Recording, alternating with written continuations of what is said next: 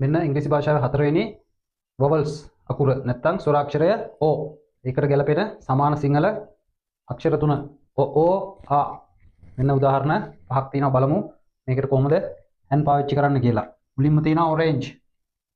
orange. පටන් අරන් තියෙන්නේ නේ. පටන් අරන් තියෙන්නේ vowel අකුරකින්. එහෙනම් පළවෙනි කාරණාව හරි.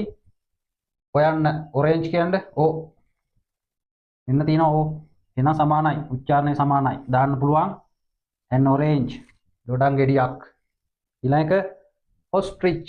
ostrich කියනවා පැස් බරාට. පටන් අරන් තියෙන්නේ vowel අකුරකින්. පළවෙනි කාරණාව හරි අපේ. එහෙනම් හොයන්නෙන් තමයි උච්චාරණය වෙන්නේ ostrich. හොයන්න තියනවද බලමු උච්චාරණය සමානයිද? ඔව් උච්චාරණය තියෙනවා මේ. එහෙනම් දාන්න පුළුවන් an ostrich පැස් බරෙක්. මෙතන owl වකමුණක්.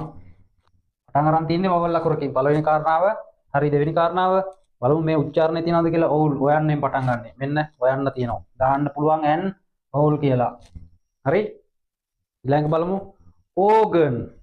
පටන් අරන් තියෙන්නේ vowel අකුරින් නේ. හතරවෙනි vowel අකුරින් පටන් අරන් තියෙන්නේ. උච්චාරණය organ.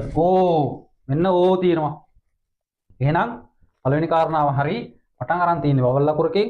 උච්චාරණය බලමු O. මේ ඕත් එක්ක සිංහල උච්චාරණය O තියෙනවා. O. එහෙනම් දෙවෙනි කාරණාවත් හරි දාන්න පුළුවන්. an organ. organ එකක්. හරි. අන්තිම එක බලමු onion. ලුණු. පටන් අරන් තියෙන්නේ vowel අකුරකින්. පළවෙනි කාරණාව එනම් හරි. දෙවෙනි එක උච්චාරණය කරන්නේ onion. බලමු අකුර කෙලින්. ඔව් මෙන්න සිංහල උච්චාරණය තියෙනවා an onion. ලුණු ගෙඩියක්. පැහැදිලිනේ?